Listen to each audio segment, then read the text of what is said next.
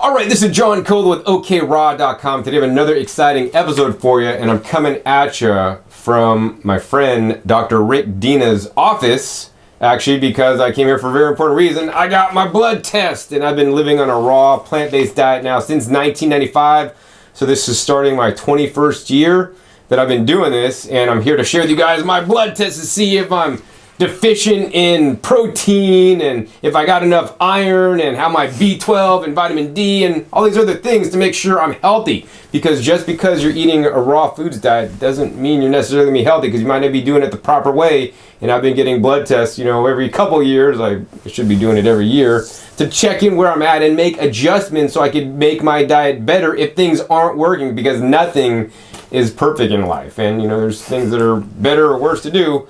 So yeah, we're here with Dr. Rick, and we're gonna see what happens. All right, so now I'm in Dr. Rick's office with Dr. Rick, and normally he does Skype consultations, but since I'm friends, I'm over here, and he's gonna go ahead and review my blood tests with me personally, and also share with you guys what's going on with me, because the only reason why I'm sharing this is not to give you guys public knowledge of like my personal medical history, but it's to help you guys out, because I want you guys to be successful and not just say, oh, my blood test is perfect, like some other YouTubers, but really get into the nitty gritty and how to fine tune and do better for myself, and to let you guys know that, if you guys get a blood test, you guys could not only just look at it, but also look at it with a keen eye coming from a clinician who counsels hundreds of people who are eating a plant-based raw diet, because your blood test to some medical doctors, oh my gosh, your thing is messed up, you're unhealthy, it's because you eat a vegan diet.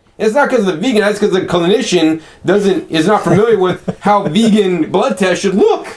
Yeah. So anyways, so my blood tests overall, they look pretty good, and there's maybe a few issues on here, like Dr. Rick, what's going on with my blood test, man? You're the expert, so you can tell me, am I healthy or not? Let's take a look. Well, as you've said, I've worked with lots of people, hundreds of them, and a lot of people are high fruiters that I've worked with, because I've done a few presentations at Woodstock fruit festivals called Lab Work for Raw Vegans.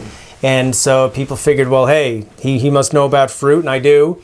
So you made a couple good points, and one of the points I made in each of those presentations is, on the one hand, we've got the reference ranges, as we can see here, for different tests.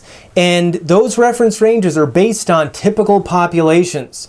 So on the one hand, there are certain instances, and we will see some of those with John's, where raw food vegans who have sometimes a different biochemistry than people who eat conventionally won't fall into the reference range.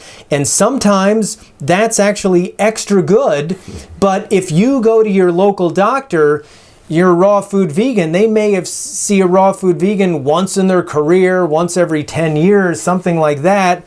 Whereas I see them regularly, because I'm one of them. I have been for 29 years now, so there may be different reference ranges for raw foodists than for other people.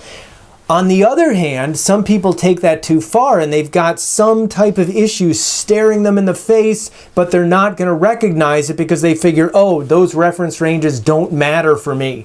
We're still human beings. We still need normal physiology, and certain things have to be in the right reference range. Other things can vary. So given that, I oftentimes will look at things with a different perspective than a traditional clinician. And so let's start out. The first thing, and first of all, John got a great deal on his lab work from Life Extension organization through their magazine. And when they have a really good deal in the year, you can get a whole bunch of great stuff tested for a really good price. Now, I'm not attached to where the information comes from, as long as it's from a good, credible lab. Sometimes I work with people and I'll send them a thing over email, or sometimes even in the mail for different take-home kits to get their blood tested on various things. Other times they've got a good health plan, they go see their local doctor, or they're in a completely different country where I'm licensed in the United States, not all over the world. Or so they'll go to the, sometimes I'll counsel people on tell your doctor this, that, and the other thing, so they measure it. So anyway, in John's case, he came with some lab work. So let's see what's here, and let's go over some things. So the first thing they've got listed here is they've got a CMP called a Comprehensive Metabolic Panel. And the first thing they do is they measure the glucose or blood sugar level. Now his glucose level was 82. The reference range here for this lab is 65 to 99. You want to be kind of middle to low end of the range for glucose, so that's really good. So good there. Now, on the other hand, he had another test done later on called Hemoglobin A1c. And to make a long story short, that is an indicator, shall I say, of your average blood sugar level over the last several months. So fasting glucose, the first one we said was 82, is a snapshot in time. A1c is looking at things over the last few months, and John's A1c number was actually a little bit high. Reference range here is 4.8 to 5.6. I have a little different take on the reference range. I'd like to see that number ideally below 5, maybe into the lower 5s, 5.1 or 5.2 at the max. And if you're down below 4.8, I've had times when I was below that, and that's actually extra good usually. So John is actually, you want me to say the number? Yeah, I mean, you're good. John was at 5. Oh, I did. You're at 5.5. And they say, if you're diabetic, you should be below 6.4, and in general, you should be below 5.7.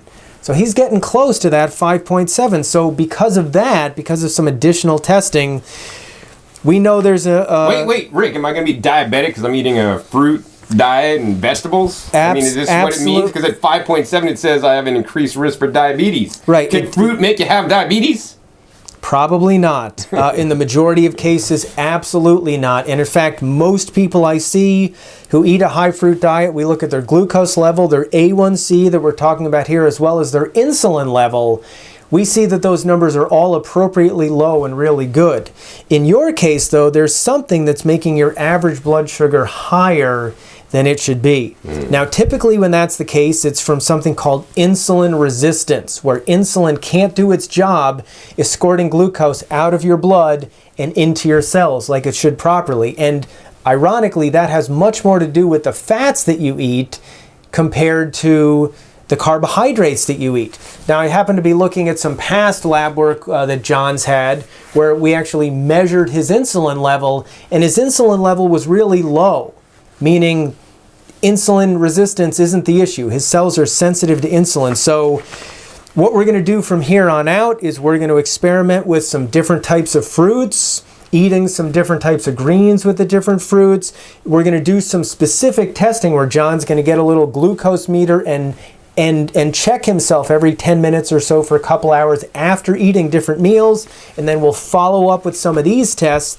And although John is doing reasonably well, and he's within the reference ranges, he's not quite dialed into ideal health in that regard. So we're going to help John do that in an intelligent way, helping having some of this lab work help us out. Yeah, that being said, my previous lab work didn't have this issue that I did with Dr. Rick. That's right, yeah, because so the other stuff previously I was all right, but something changed and now it's not quite the best. Yeah. So yeah, previously I'm looking at it, his A1C was 5.0, which is a pretty darn good level. It went up 0.5. Yeah, and that's significant. I see. Though, so it depends on the reference range here. So that's actually pretty significant. So now we know there's something to address. And people's things change over time, and that's part of why you check in. Regular testing. To see what's going on. Now, here's one thing that's really cool. John had his uric acid checked, and I need to start checking uric acid on more high fruiters. I've done it on a number of them, but not on everybody. So if you have a consult with me in the future, I'll probably recommend this. One of the reasons it's so good to check for that, or let me back up. One of the reasons I don't normally check for that is because you don't need to. I've seen enough of them that things are usually good.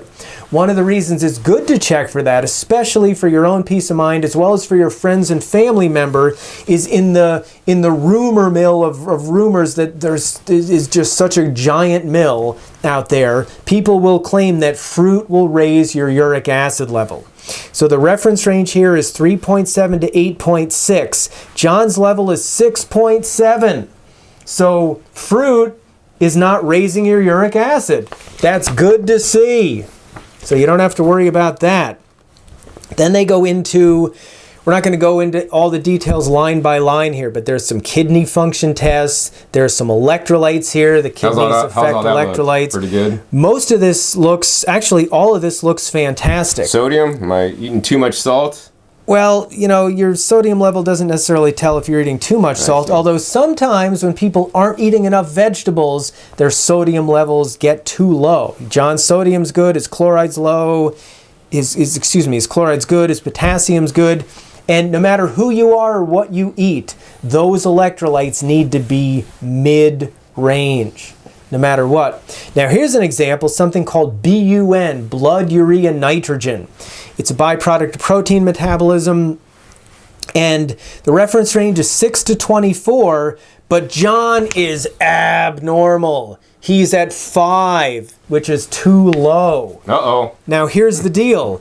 The reference range I see for people I work with who are raw food vegans is maybe 2 to 10. Typical reference range is 6 to 24.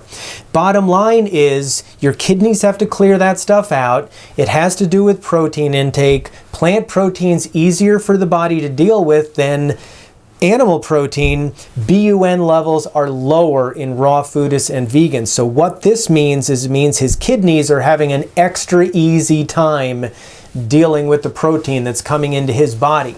And I've had a lot of times where people are worried or you know, I've got a teenager and their mom, and mom or dad are concerned, oh my God, this is out of range, and they're so happy when I tell them that's actually extra good. So nothing to be worried about, it's actually great. And then there's creatinine, glomerular filtration rate, and those things look really good too on John, so his kidneys are very happy. Good. His electrolytes are good, and the kidneys regulate electrolytes, so that's another indicator that your kidneys are doing well. And they look at some other fancy stuff here, liver function as well, and all of the numbers we see here on the liver panel look really good. Sometimes people get worried if those numbers are too low or whatnot, and I always say to people, if you want to get up into the reference ranges, drink some alcohol, put some junk food in your system, you know, you'll get up to normal range. So Dr. You don't want to be normal, though. Can you tell if I ate junk food or ate animal products by looking at my testing? I can tell a lot. It's not exactly a crystal ball, but I can tell an awful lot. Am I cheating, man? Can you see it? No, I mean, for example, if you were eating animal protein, your BUN would not be at 5. It just doesn't happen that way. So yeah, you can tell a lot, and that's why lab work is a great diagnostic tool. And you know, then you've got to get the person's history, their diet, some other tests, and you put it all together so you can know what's going on. So far so good there. On the next page we have some more liver tests, and John got his iron tested. Wait, vegans are deficient in iron, right? Because we need to eat meat. That's what they say. That's part of that big rumor mill. Another one of those things that comes in. Do I have enough iron, man? Well, reference range 40 to 155. Your iron is 119. Yeah! Solidly in mid-range. Eat your spinach. And now, your other more greens. important than that, John also had, and this is a really good panel he had done here, he had his ferritin levels checked. Which, in my opinion, if you're going to have something checked for iron, ferritin would be the best. It's your body's storage form of iron, and he's also solid for ferritin. Now, there's a lot more to talk about that, but John is good in iron, both iron directly as well as the storage form of iron in the blood known as ferritin. Eat your greens, people. Absolutely. Greens are, in general, an excellent source of iron, but there's a little more to that story as well. So then we go on to look at something called complete blood count. We'll get to the lipid panel in just a moment, but as long as we looked at iron here, we look at the complete blood count where it looks at white blood cells and all the red blood cell parameters to tell if somebody's anemic or not and if they're getting all the oxygen they need to their body. I think it was the 2014 Woodstock Fruit Festival. I gave an entire hour presentation just on the CBC, just on the complete blood count. So we don't have that much time here, but basically all of those numbers look excellent. John has enough red blood cells. There's enough hemoglobin, the oxygen carrying part of a red blood cell in there. There's another measure called hematocrit. All of those are good. And then it looks at the size of the red blood cells.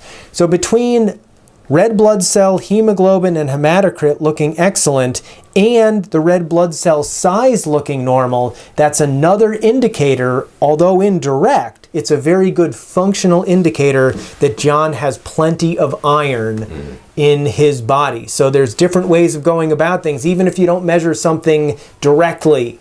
If you know your way around the panels and how all this stuff works and spend time going to school and learning all this stuff, a really good clinician can tell a lot from less information. So we see the CBC looks really good as well. They measure your white blood cells. Those all look good. Now, then we get to the lipid panel. John's cholesterol level is in the normal range being 100 to 200.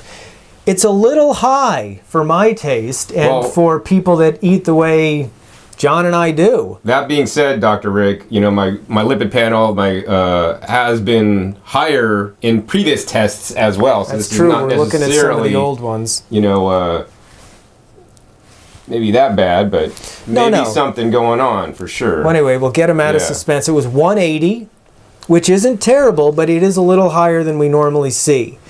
Now, there's other parts of the lipid panel to look at too. There are triglycerides or blood fats. Also, within the normal range goes from 0 to 149. John's at 136. He's kind of getting up there near the top of the range. I like to see triglycerides below 100 and ideally well below 100. So he's getting up there a little bit. Then there's HDL, the good cholesterol, LDL, the bad cholesterol. They're saying you're a little tiny bit high in the LDL bad cholesterol. There's a measurement on here called the total to HDL ratio. Any of our students know I talk all about that. And that's actually pretty good. So that's a good sign to see. Even sometimes people, when people have really higher cholesterol levels, if that ratio of total cholesterol to HDL, the so-called good cholesterol, though that's a little oversimplified, if that ratio is good, people are at decreased risk. So that's good to see. You got a good ratio. And then from there's all sorts of other advanced cardiovascular lipid profile tests to check for. There's inflammatory indicators within the blood vessels. There's inflammatory indicators within any plaque forming. John's LDL is a tiny bit high here, but not all LDL is bad. Some types of LDL particles are more atherogenic than others. Some are more protective, and there's advanced testing methods that I've utilized with some of my patients to look at some of those things. So sometimes even if the LDL level doesn't look good, you get the LDL particle size and particle counts, and it does look good. You know, it's not the dangerous type of LDL. So anyway, there's going to be some things that we'll see if we can help John dial in a little bit more, because it's not quite perfect. Looks solid, nothing too alarming, but we got a yellow flag. I think that's, this is the first time some of my cholesterol has been high. Normally, this is some of the first time actually, no. So this is some of the first time my LDL has been high and actually out of range. I think previously it hasn't been out of range. From what I recall from looking at your lab work in the past, I don't remember seeing that before. So something's changing a little bit with me. Yep, and that's part of what happens. Things change over time, and my diet probably has changed a little bit too, you know. Yep. So what else? Now here's something really cool that I almost never order for people because it's so unnecessary. And it's kind of expensive, but I got it because I wanted to make a point like, Dr. Rick, am I deficient in protein because I'm on a plant-based raw diet because I got an amino acid profile, which is protein. So here we go, amino acids. It starts here, goes all the way down, and then there's several on the next page as well. And all of those are excellent. A couple of them are actually just a tiny bit high Hopefully no one has a problem with a few extra amino acids. And then in particular, I mean, we could spend an hour or so on that. Particularly, the first one on the next page is lysine. And we talked about in another video that John and I recently made that there are a lot of newbie, uneducated YouTubers who have taken programs that say do what you love for a living, and they teach you all about how to get attention. And part of getting attention is putting information out there. And I have learned, sadly, the hard way that quantity trumps quality. So if people spew out all sorts of stuff, they take it from the rumor mill and they put it on their videos and they get views and they get popular, and then they sell you things that aren't necessarily useful for you, but they're making money. All sorts of information, bad information, gets perpetuated. Thing we saw recently a few months ago is someone making a big deal about lysine. Oh God, there's so much to talk about. Chapter 4 in the Raw Food Nutrition Handbook that you can find on Amazon, my wife's book, but I wrote the protein chapter. Check that out, read it carefully 2 or 3 times, think about everything. You'll never be worried about protein again. Here's again part of why I don't normally check protein stuff. John's levels are all excellent, including your lysine. John is solid on lysine. He has plenty of lysine in his blood. Not just in theory, not just on the nutrient database, but in his blood. And I have seen enough of these early on that they're always all good. Almost always all good. So it's just not something you need to concern yourself with. Well, I mean, the other thing, Dr. Rick, is, I may eat a raw food diet, but I eat a little bit differently than most people out there. I mean, I grow my vegetables with like rock dust, and I eat, vegetables and fruits, and I eat, not too many fats, and I eat a wide variety of different things. I have cactus fruits, jackfruits, and, egg fruits, and my mesapote, and bananas, but not a lot of bananas. Apples, oranges, tangerines, I eat so many different foods, so I believe I get a lot of different things. Like, for example, if somebody ate, only bananas and romaine, would they be all right on these different panels, some of these panels? Well, my thought on that is when it comes to minerals and trace minerals especially, that wide variety of foods is probably being to your advantage. Protein-wise, though, I don't really think that affects it so much. So in any case, we'd have to look at more people's profile. No matter what you're doing, I'm doing, I'm good. It's good. You're good on protein. That's nice to see. John also had an allergy panel done. And some of these things, you got the IgE one, long story. IgG is the things that I'm more geared toward. I don't know. There's a lot of stuff here, but there's a few things that it showed John might be sensitive to. But the basic thing is people don't understand is that when I was a kid, I had allergy testing, and I was allergic to the most of the things on here: grass, pollen, dogs, cats, all kinds of crazy stuff I was allergic to. I have to get stupid allergy shots like every week, which really didn't seem to do much. But being on a plant-based raw diet, I believe, and according to this, from looking at it and according to what I used to remember that I was allergic to, I'm allergic to significantly less. Not that I don't have any allergies anymore, but there's a few things that popped up that doesn't surprise me too much. Yeah, and just to say, I went through the same thing as a kid, and they told me I was allergic to trees, grass, and weeds. Like, yeah, no problem. I'm going to avoid that. My dad's an arborist and landscape expert, and I worked for him. And how am I going to avoid trees, grass, and weeds? Great deal of that cleared up from fasting and healthy eating. Still not quite perfect. I do a juice fast every spring, and it makes the spring a lot easier. But anyway, yeah, and the same thing, man. They'd shoot me up with that stuff. My arm would swell up, and I'd go home and sleep all afternoon. And it wasn't, right. When they first do the test, they do all those scratches on your back. My arm. Anyway, long story short, those are IgE like this, and there's other ways to test stuff. But so John is allergic to a few things: cat dander, cow dander, some fancy plant-sounding thing that Dr. Karen would probably know what it is. I don't. Anyway, he can know to avoid those things. Yeah. So, Dr. Rick, here's something I wanted to talk about.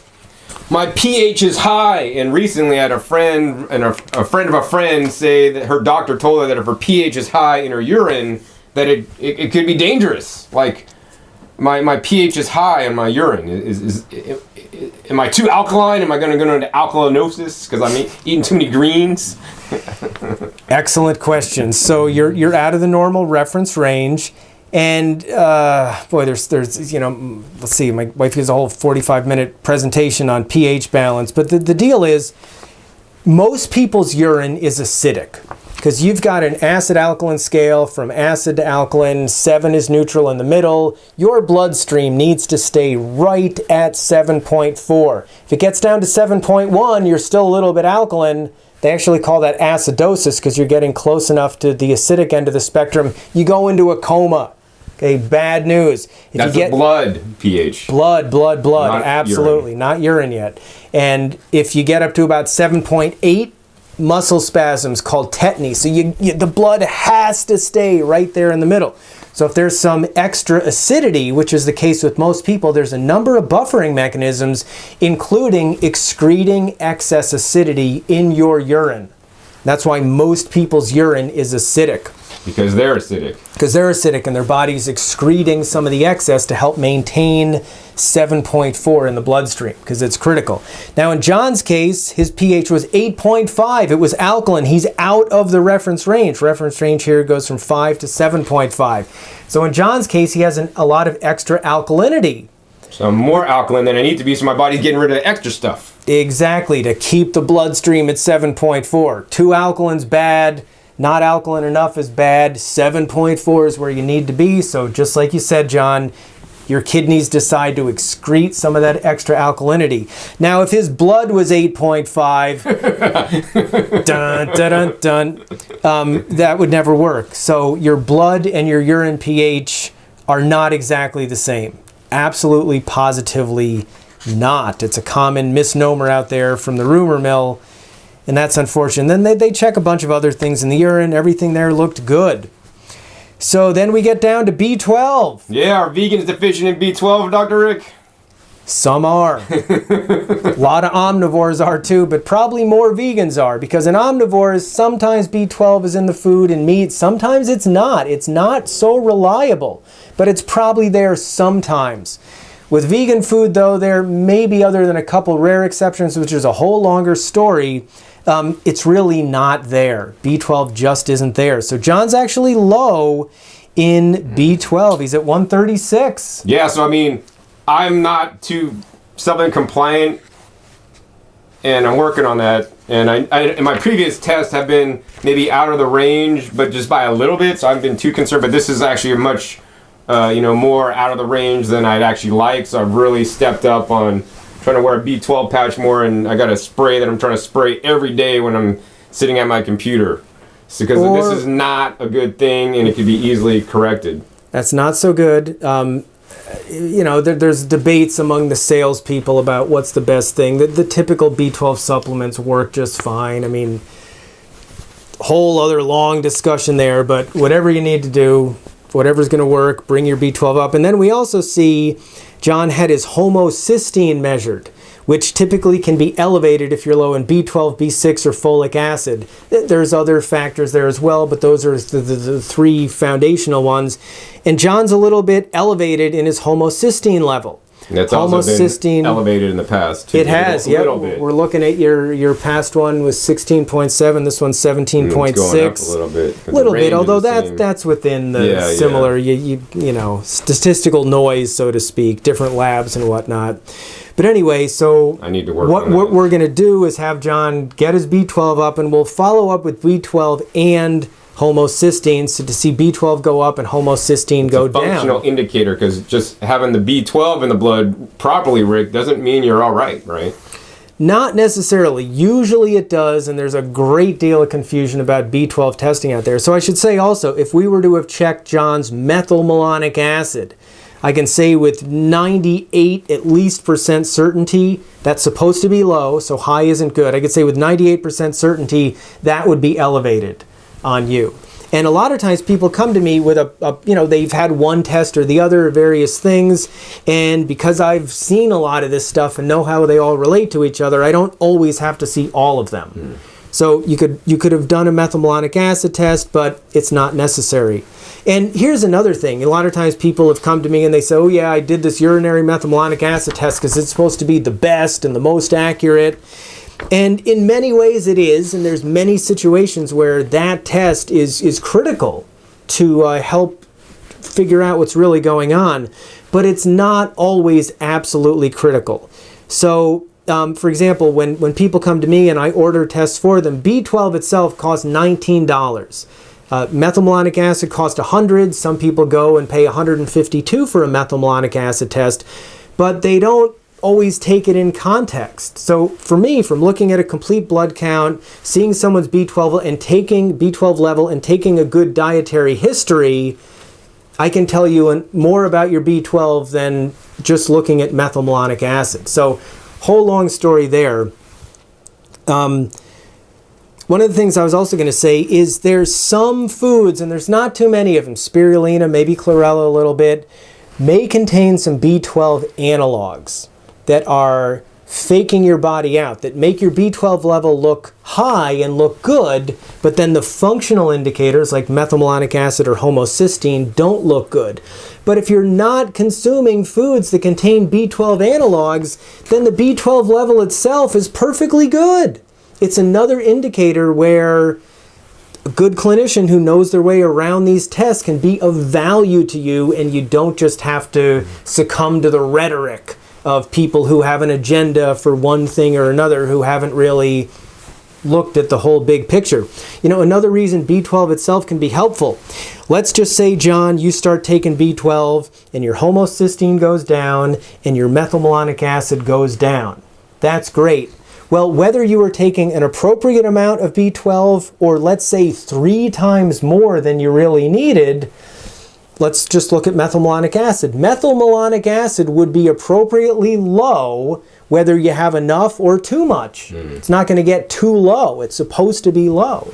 Whereas if you look at B12 itself, you can tell if it's higher than it needs to be. Now that's not a problem because B12 is water soluble, but you might not need as many supplements. You could save a few bucks, save a few plastic bottles, not need to supplement more. So B12 will tell you that, and methylmalonic acid won't. So there's a situation where B12 is better than methylmalonic acid. And there's other situations where methylmalonic acid is better than B12. It depends on the situation, and that's why responsible clinicians look at various parts of lab work, take a history, know what the people are eating, know what's happened in the past, and put it all together and make sense out of it to get accurate, good information. So that's probably too long on B12, but yeah. No, B12 is an important subject, Rick. I'm passionate about that. I've advocated for a long time that I do encourage people that are eating a plant-based diet to take some B12, because as I've seen, I've been deficient, and I try to keep up on these things as the best I can. And I probably need to get mine tested again soon. Any of you who have been to my YouTube channel and have seen some videos that I've made about experimentation I've done with B12, I've intentionally, a couple of years ago, stopped taking my B12 supplement, waiting until I get low, because I want to do some more experimentation. I'm not going to let it get too low and get into danger, but I'm going to experiment. And now, by the way, one of the things we can tell from John is that we know B12 hasn't been too low for too long. That's good. Because that would also be indicated in his CBC, his complete blood count. So, but nevertheless, we don't want to let it get to that point either. So we're going to head it off at the pass. No, you don't want to do that. So what else? So there's a thyroid panel here. So we got TSH, thyroid stimulating tested, T4, the main product of the thyroid gland, as well as, they put it on another page, T3, which your body makes from T4, and then that is basically runs your metabolism. That's oversimplified. So John's numbers are all in the reference range and all good. That's in the big reference range, and sometimes the functional ideal reference range gets a little narrower, and there's a little difference. So your TSH level, John, is within the normal reference range, but it's higher than what I would and many others would consider to be ideal. So what does that mean? I have hypo or hyper? Or? Well, let's just talk about some of these other ones and then answer your question in a sec. So then T4, the main product of the thyroid gland, is near the low end of the reference range. So when the thyroid gland's having a little trouble, getting a little sluggish, and not producing as much of its main product, T4, as it should, your body says, okay, anterior pituitary, make more TSH, thyroid stimulating hormone, to crack the whip on the thyroid to get it going a little bit. So between slightly elevated TSH, again, functional range slightly elevated, and functional range slightly low T4, that would classically be called subclinical hypothyroidism. Now, on the plus side, your T3 level is solid, and that's the hormone that's more metabolically active. And the good thing about that is that tells us that your body is converting T4 into T3 well. Those are indirect indicators of zinc and selenium. So I have zinc and So selenium. zinc and supposedly. selenium are doing fine from a Good. thyroid functional indicator point of view. Now, would it hurt to measure those directly? Not necessarily. But when I work with people, there's a certain budget, and we want it. Some things are more important to test than others. So if you're real curious and your budget allowed, let's take zinc and selenium. Yeah, and chromium I want to do too. That'd be a good one too, and that might be something to check for your elevated A1c. So in any case, zinc and selenium are good from a functional point of view, but when we see TSH a little low and TSH a little high and T4 a little low, we probably want to check iodine. So I might be deficient in iodine or may need some iodine. Potentially, and the other major thing I would want to check for at this point would be some thyroid antibodies. Because if this progresses and you get to actual hypothyroidism, okay, you just have the subclinical, below the scenes version now, there's two major starting point reasons for that. One would be low iodine, and the other would be sometimes your body's immune system make some things that actually put stress on the thyroid gland. So, and depending on the situation, there's different ways of addressing that. So you can't just say, oh, I heard iodine, zinc, and selenium are good for thyroid and start popping those. Zinc and selenium are fine. And if iodine's low, sure, the iodine will help bring this up if that's the situation But we don't know. But we don't know yet. We know there's an issue. We know to look further. And based on what we find further, then we'll know what to do. But this is a great starting point, and really good to know that there's something we need to address further. All right, and then vitamin D, reference range 30 to 100. John comes in at 33. The lower end, but vitamin D, it's an important nutrient that we should all be getting, and a lot of people unfortunately don't. I spend a good amount of time in the sun in my garden, but Dr. Rick is in the lower end, 33. Like, to me, that seems like I should probably have more, and maybe I should supplement. I have supplemented here and there, but I want to be higher, because isn't that supposed to be better, because it's like your immune system and all these other things? Vitamin D does a lot of important things, and there are folks out there that would say, 40, 50, 60 should be your level. None of this go down to 30. Right, exactly. But there's a counterpoint to that as well. 30 to 100 is put out by the Institute of Medicine, part of the National Institutes of Health in the United States, and I'm inclined to think that their levels are reasonable. So I don't think 33 is an emergency. But here we are, it's March now, and as time, so we're kind of at, we're just going into the spring where you're going to start to get, even when you're out in the sun in the winter, it's not the angle isn't as good for producing vitamin D. So if it were November and John's levels were 33 and he's going into the winter, I would be a bit concerned, and I would say you really need to supplement over the winter. The fact that it's the end of the winter and early spring now, you might have been at 45 or so back in September or October of last year. Now you're going to, get the lowest at 33, and then you should start heading back up by being out in your garden and making videos outside from here on out. So in any case, and so it depends, the season, the person, if they're supplementing or not, how much they're in the sun or not, and there's a lot of variables beyond what we're talking about here to consider. But I think just make sure you're getting out in the sun. It'd be great to check you again, maybe midsummer, and then again in early fall, late summer. Well, the testing costs money. Although vitamin D is not too bad. I think Direct Labs charges $44. This co-op that I'm part of is under $40. So somebody could call you if they wanted to get their D tested for under $40. Correct. Oh, wow. Although, let me say this, I'm not just the discount order test guys. I analyze these things and order labs for people in conjunction with consulting with them. So if you're going to consult, they could get the $40 deal and do the consulting, like one package versus just... Correct. And part of the benefit of consulting with any professional is that if they know what they're talking about, I mean, I always help people figure out what are the most important things to test and what don't you need to test. And for any given budget, we can make sure we're getting the right things and not wasting your money on frivolous things. And because I know where you can get really good prices, we can make the most out of any given budget and test more things, which is really cool. Here's one thing that makes sense. Folic acid found in foliage, that's why they named it that, should be greater than 3. You want to tell your viewers what Oh my gosh, I'm too high, Rick. It's 18.5. This will tell you if you eat enough leafy greens. That tells you a lot about leafy greens as well as fruits and vegetables in general. So you're rock solid. And then it gets a little more complicated when we consider B12 versus folic acid versus the complete blood count. But is folic acid the same as folate, Rick? No, it's different. Folate is typically the supplemental form. Folic acid is what you, folic acid is what you find in supplements. Folate's the real deal in leafy greens.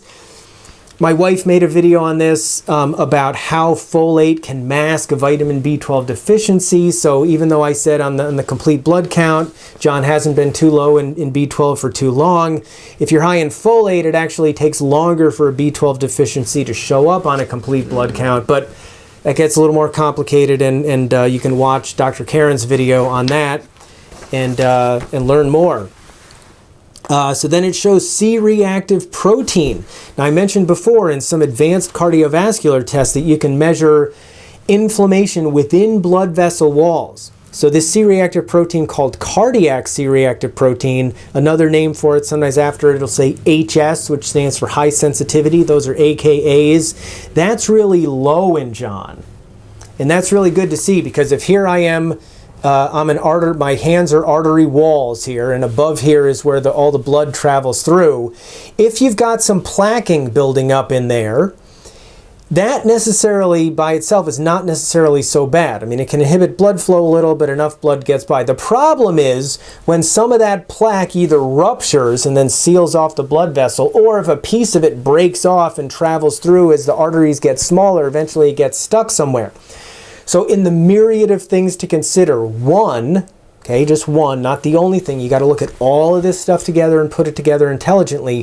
One of the factors that can cause rupturing of plaques or pieces to break off is inflammation in the blood vessel walls. Yeah, that's huge. So that is major, and that's really low in John, which is good. And again, there's some other advanced tests where we can look at inflammation in the plaques that build up on the blood vessel walls, distinct from the blood vessel walls themselves, and the LDL particle counts and all that other stuff. So you've had at least one of those other ones, and that is encouraging and good to see. And near the end here, we do see insulin. And it's really cool, I think, to measure insulin. The 3 tests I like the most to get the whole panel, or most of the whole picture for blood sugar, glucose, A1c, like we talked about those, and insulin. Now, we saw that John's A1c was a little high, long-term blood sugar a little bit high. What we see here with insulin is his insulin level is near the low end of the spectrum, which means insulin resistance, which is the major cause of type 2 diabetes, is not the major issue for your blood sugar being a little bit high. So now we can look at the different mix of carbohydrates and things that are in John's diet, as opposed to looking at the mix of fats and other things that affect insulin resistance versus insulin sensitivity. So once again, by having a more complete blood panel, we know which path to head down now and make sure we're going down the right path and then follow up to check, as opposed to taking a lot of time going down the wrong paths, looking up stuff on the internet and not knowing what's accurate and what's not accurate and all that kind of stuff. So, John, this looks like a good solid blood panel to me. Lots of stuff looks really good. A few things need a little tweaking, and now that we know that, we can know which paths to head down to make sure John is really dialed in at an optimal level. Awesome, Dr. Rick. So, like, I mean, I just want to say real quick that, you know, if you're just a layperson, like many people I know maybe get their blood tests, and, oh, I got my 6-year raw food blood test, and everything's in normal, I'm good. You know, it may be good, but you don't know unless you have a clinician who is trained and does this literally, I mean, for a living, to know if you could really dial it in more and even be better, right?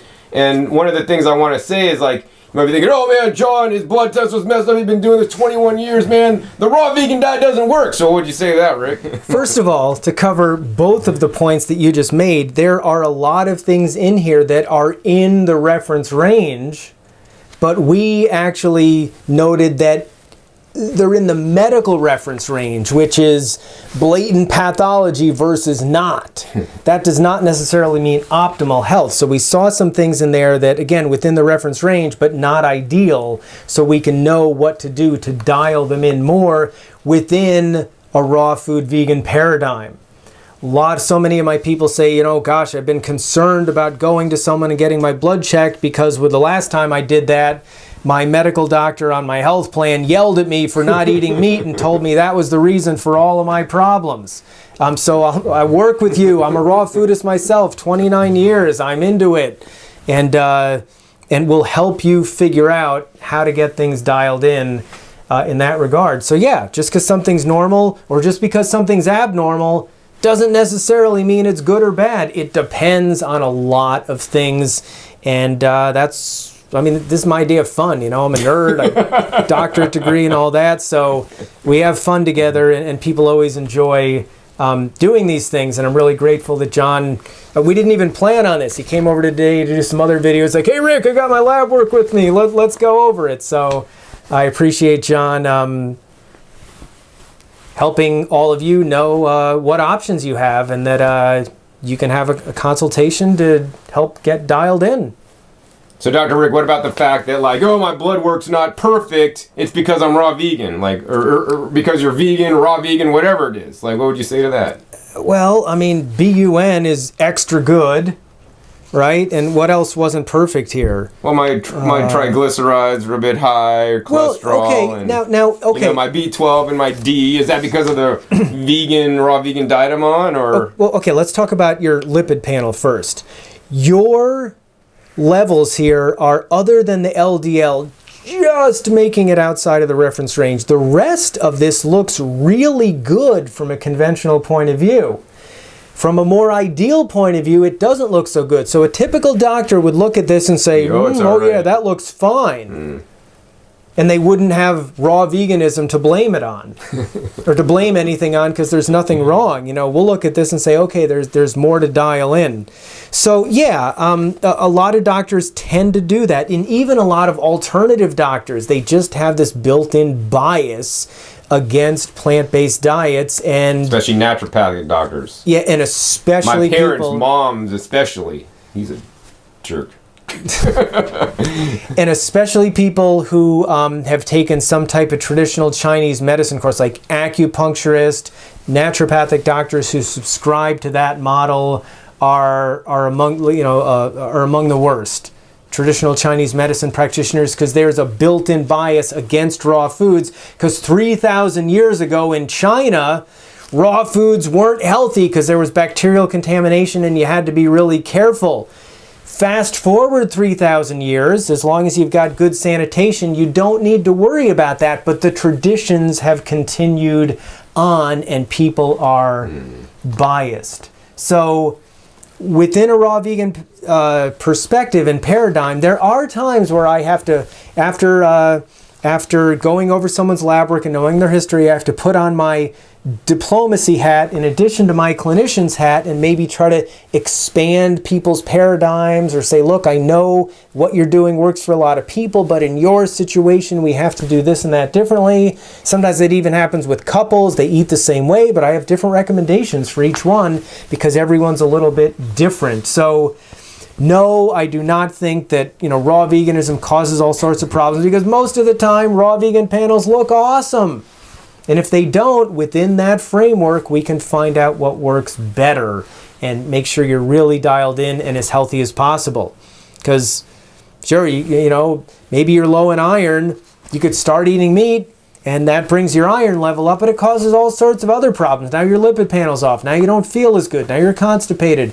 Whatever the case may be. Or we can talk about which greens are high or low on oxalic acid and make sure you get enough vegetables in. Get your iron up that way.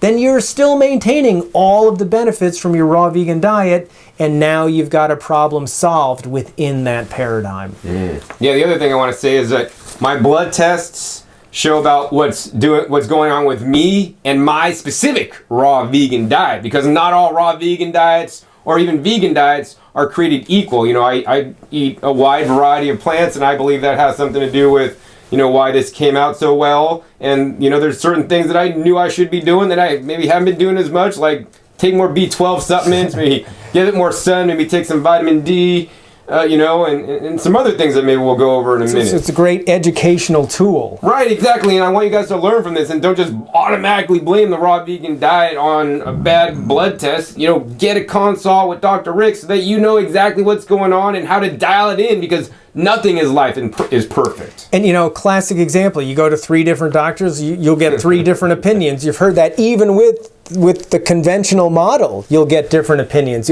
We're in practice. It's not perfect. We're biological organisms where there's a lot to consider. It's not just an if-then statement, or it's not mathematics, you know. There's a lot to consider here. So, yeah, people have their biases, unfortunately, against raw vegan diets.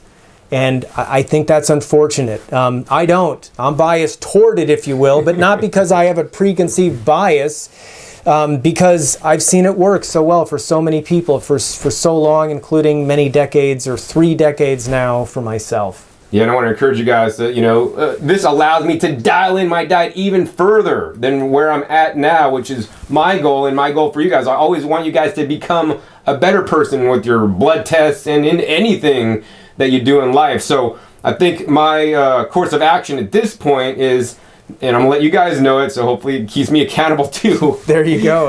Yeah. I'm gonna be more regular on my B12 supplementation, and want to encourage everybody to get checked or take some B12, because it's not just a raw vegan or vegan issue, it's an everybody issue these days, because we've really messed up the whole food system and how we used to eat, you know, just a few hundred years ago. It's totally changed.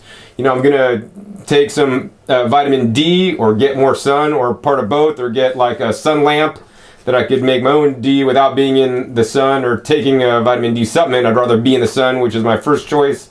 Second choice would be in a special lamp that you could create vitamin D without taking a supplement, of course.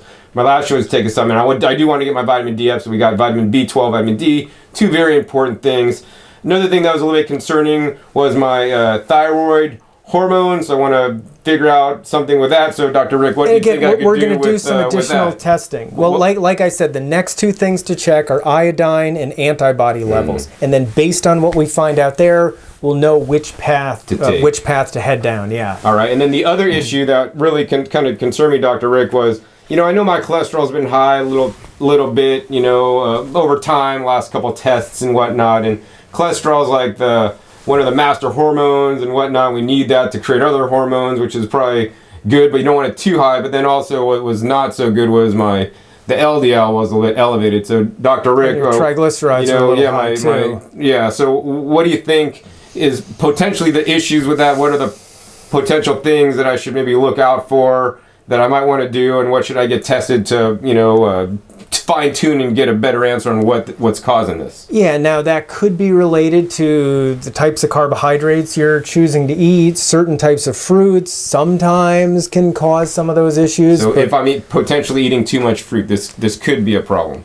Potentially. Now, don't get me wrong out there if you're a high fruiter, okay? 60% of my calories have come from fruit for the last 29 years, and that's working great for me. But everybody's different also. But everybody's a little bit different. I have had times, I've had a couple of case histories where I actually had people cut back on their fruit, and this sounds so ironic, add a little bit more fat just to replace those fruit calories, and their lipid profiles improved. I know that sounds backwards to a lot of you, but each person's an individual. A lot of times, though, I'm encouraging people to eat more fruit and more vegetables more often. So please don't take that out of context. It depends on the person. It depends on the situation. But no matter what, you want to be flexible and open-minded and do what works for you instead of stuck in a particular paradigm that may not be serving you and your individual biochemistry ideally. So, Dr. Rick, I would classify myself as being on a low-fat diet, and to me that means below 25% of my calories from fat. In general, I eat like a handful or maybe 2 sometimes of nuts a day. Maybe I'll have a guacamole once in a while with like 2 avocados or something like that. But if I put 3, I can't even finish it all, so I can't even eat that much. So would you say, because I know some people out there, oh, John, man, your triglycerides are too high, you're eating too much fat. Do you think fat is my issue? No, I don't, because most people that eat the way you do and the amount of fat in your diet, they have their triglycerides are 40, 50, 60, 70, well below 100, and their cholesterol's lower, and so no, most people that eat like you don't have that profile. I see. So so if it's not, I'm eating too much fat, then it's potentially some of the carbohydrates that I'm eating. Potentially, it may be certain. It may not necessarily be all fruit. It may be just certain fruits. I see. So we're going to have to do a little experiment. Or juicing my fruits. I've been juicing a little bit of fruits lately. That without the fiber, that could cause probably some challenges. Yeah. So in a nutshell, here, out of analyzing, 120 or so high fruit raw vegans over the last few years, and many other types of raw vegans and vegans, 95% of the high fruiters have awesome looking lipid panels. A small percentage, there's some things to work on and shift and change around, and you may be in that category, and if so, we know what to do and we know where to look and what path to head down. And it's good to know. If everything's going great, then wow, more power to you. You keep doing the same thing. When your friends and family are concerned, you've got stuff to show them. And I mean, again, I've had some times where I've had parents and a daughter, or a mom and a daughter, get on the phone with me. My daughter is 17 and she stopped eating meat when she was 14 because she didn't like to kill animals, and I'm all worried about her. And then the mom and the daughter can agree on me. The daughter likes, hey, this guy's a long-term vegetarian. The mom likes that, okay, I have a doctorate degree, I analyze stuff, and then I can help figure out what's working and what isn't. And a lot of times things are working really well. And in one particular case I'm thinking of, the daughter was happier about the consult than the mom. Well, actually, they were both happy. The daughter was happy that I convinced the mom, not that I had any bias, but I convinced the mom that what the daughter was doing was really good because she understood her lab work. So there can be that as well. So yeah, if you want to prove to somebody that your diet's healthy. Yeah, it's really helpful. Get tested, I mean, I love it. I love typically when we look at glucose and A1c and insulin and high fruiters, I'm like, okay. And in uric acid, people out there are going to tell you fruit raises your triglycerides. Well, not in your case. That fruit raises your uric acid. Not in your case. That fruit's going to make your blood sugar too high. Not in your case. Like, if anyone ever gives you a hard time about that, crack out your blood work and show them. It really is so helpful to give you confidence in what you're doing. Yeah, I mean, that's why I get my blood tested, fairly regularly. I try to do it every year is my goal. It doesn't always happen. And I get Dr. Rick's, to consult with me on that. And this time I happen to share it with you guys. And I'm only doing this to let you guys know that it's important to me. And I want you guys to dial in your diet, especially if you haven't been doing it for 21 years like I have. Your blood test may not be as in good a shape as mine is, but you don't know until you get tested. Maybe it's even better, and that's great, man. I want everybody who's in a plant-based raw or even raw vegan diet, or plant-based raw, vegan or vegan diet to be successful, and Dr. Rick can guide you to get you more successful and dial in what you're doing so that down the line you don't have any major surprises when you've been maybe doing it maybe not the best way for years and years, and then you have a really compounded problem just like to get yourself out of. Right. Find out what's going on so you don't head down the wrong path. And just when John was talking, I just had another appeal to those of you who don't care about your health. And let's say you just care about animals, or you just care about the environment, or both of those, and your health doesn't matter to you. Here's why it's so important to still be healthy. If you are vital, energized, happy, glowing health, other people are going to want that, and they're going to ask you what you do. And if you're that radiant of an example of health, no matter what you tell them, they're going to want to go do it. Now, if you're sick and you're cranky and you're not healthy and you're pale looking, and then people know you're a vegan, they're going to say that's going to be more ammunition for them not to be vegan. Okay, so be healthy, even if you don't care about yourself. Be healthy for the animals and the planet, because you'll have a good influence on other people to head down the path and not hurt animals and be good to the planet. I mean, one of the things I try to do is just be an example. And I'm not doing this for anybody else but me, but just being me and trying to do it the best I can is an example for others. People email me all the time, and like, oh, John, thanks to you, I'm eating healthier, growing my food, all this kind of stuff, and I feel better. And that's wonderful. Isn't that awesome? Yeah, that's great. And I wish that more of you guys that are watching this could also, influence others in your life, and we could basically make the world a better place one person at a time, because that's how things are going to change. It's not going to change from the government tell us anything, because as it is, people are just not eating their fruits and vegetables. And, it's just such a good point also. People think there's this trade-off. Oh, if I'm going to be healthy, I've got to give up all these things I like and eat sawdust and broccoli and celery sticks, and that blows. And I would agree. That's not worth it. I'd rather enjoy my life and check out a little sooner. So the good news is, if you're motivated and if you're willing to go through the initial, and I mean initial steps at the beginning, to get yourself acclimated to a healthy diet, then you get used to how it tastes. You go read the book, The Pleasure Trap. It talks all about that. And the food actually becomes incredibly enjoyable. So, I think John and I could both say we enjoy our food so much more these days than when we were kids, growing up on the spaghetti and hamburgers and chicken and all that other stuff. It's just not as good. The food is so good, and you feel good, and you're not hurting animals, and you're leaving a lighter footprint on the planet. And it's just the positive aspect of things just keeps spreading around. But it takes some effort initially. Okay, it definitely takes some effort, and that's part of why we tell people to transition gradually instead of all at once. You never have to feel deprived. You do need to be a bit motivated, but once you get over that, after you're a few years in, it just becomes what you do. Yeah. So, if our neighbor was smoking a cigarette and John and I went outside later when John's about to leave, we're not going to be like, oh, we really want a cigarette. That's nasty shit, man. Blow that fan the other way. I might have been like that years ago when I had recently quit smoking, but at this point, it's a ridiculous thought to think I might be tempted to smoke a cigarette.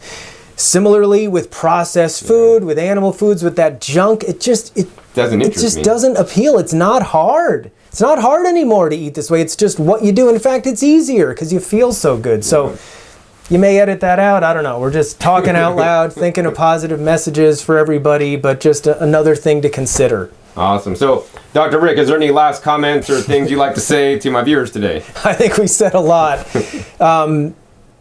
Go for it. Be healthy. Don't be deprived. Make gradual changes, get meaningful changes, and keep at it.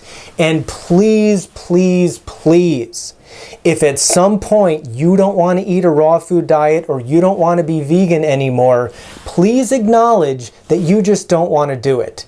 And I'm okay with that personally. I'd like you to be raw and vegan, but if you don't want to, that's okay. Please do not blame it on protein, B12, vitamin D, omega-3 fats like DHA and EPA, iodine, vitamin K2. Please don't blame it on all that stuff, because that's nonsense. You're going to make yourself look foolish. If you don't want to do it, fine. But please, if you are sincerely finding that something isn't working for you, please check with myself or the doctors at True North or some of the people on our upcoming summit like Dr. Rita Marie Lascalzo. There's a lot of good, actually not a lot, there's a few of us out there that can really help guide you professionally. So please check with one of us and get the guidance you need to be able to thrive. Don't just bail out and blame it on, don't just add to the rumor mill, because there's enough people out there doing that already. You can do it, you can be healthy, you can dial in, if keep watching John's channels, you can check out some of our information at Raw Food Education as well as Raw Food Consulting. And if I can be of assistance to you in any way, guiding you on that path to help dial in your health, I would truly be honored, because I'm one of you. I've been on that path 29 years myself. So in this episode, you guys learned about my blood testing, and I feel that it's really important for me to get so I could always dial in what I'm doing. And of course, I get Dr. Rick to guide me through how my lab work is, because I don't really know about all this stuff, right, like you guys. And I want to encourage you guys to get this also. And because of this, and Rick's my friend, I got him to give you guys a special deal only for my OK Raw viewers, so that you guys will contact him and get a good affordable price to get your blood work analyzed by him. So Dr. Rick, what's the special deal for my OK Raw viewers? So special deal. So first of all, my regular website is rawfoodconsulting.com. We have another one called rawfoodeducation.com, where you can watch not as many videos as John has, but you can watch videos from myself and my wife, and some of those are about nutrients and lab testing and a few things in the garden, although nothing like John's OK Raw. But anyway, all of this stuff that we do is under rawfoodeducation.com. And again, Raw Food Consulting is my specific lab work and nutrient analysis practice. But then we're having a special offer that John twisted my arm, because he always likes to get a deal himself and share a deal with all of you loyal viewers. I want you guys to do this stuff. It's important. So the special offer is, if you pay for a 1-hour consult, you get an hour and 15 minutes. So 25% more time. So that's like a 25% discount, kind of. Pretty much. Yep, exactly. And so if there's extra questions you have about your lab work, or if we're done with the lab work part and there are extra questions you have about B12 or D or a family member, or how do you do this, or what do you eat for breakfast, or any of those technical things you're wondering about, you have extra time to utilize to ask me questions to help guide you and help dial in your raw food diets as much as possible. Awesome, Dr. Rick. Yeah, thank you for doing that for my viewers there, because I want you guys to get tested and dial in your diet, because I want you guys to be as healthy as you can, to be the models for other people in society, and also just be healthy for yourselves. That's why I do this. That's why I made the video for you guys today. So check that link right down below this video, to get the special deal from Dr. Rick. It's not on his regular website. So last thing I'd like to say in this episode, if you guys enjoyed this episode, hey, please give me a thumbs up to let me know. If there's a lot of thumbs up, maybe I'll come back and do future blood tests with Dr. Rick, and you guys could see what's going on with me. But, going over my blood work and seeing what's going on with me is not the same as getting your guys tested once again. So it's like exercise. Yeah, someone else can't do it for you. Get tested. And also be sure to check my past episodes. I have a good dozen or so episodes with Dr. Rick already. He shares a wealth of knowledge in the videos I made. He also has his own YouTube channel. Check out his website for that. Also be sure to check my other videos. I have so many videos, over 450, on different aspects of living a healthy, raw plant, fruit and vegetable dominated diet, and how to get good deals on produce and all kinds of cool stuff. All kinds of cool people I interview also. And also be sure to click that subscribe button right down below. I have videos coming out every 5 to 7 days, and you never know what you'll be learning in one of my videos and how it can enhance your life. So once again, my name is John Kohler with OKRaw.com. We'll see you next time, and until then, keep eating your fresh fruits and vegetables. They're always the best. All right, this is John Kohler with OKRaw.com. Today with another exciting episode for you, and we have a very special interview for you guys today. I got my friend Dr. Rick Dina, who's been on a raw vegan diet now for 29 years.